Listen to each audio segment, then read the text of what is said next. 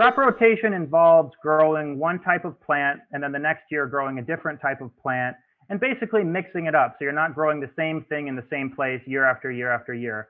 It's generally a good practice. It generally helps to prevent pathogens, fungi, bad insects. It makes a lot more sense on a large farm, however. So if you're growing an acre of peas, an acre of squash, an acre of sweet potato, an acre of something else, constantly be mixing it each season or even throughout that season. That's when it really makes the most sense.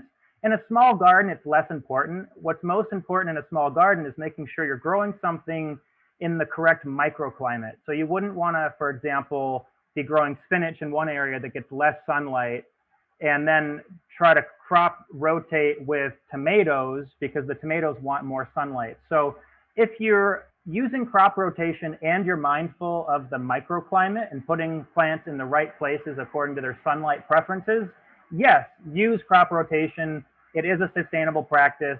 However, ultimately, it's going to be most effective on a larger scale, on a larger farm operation.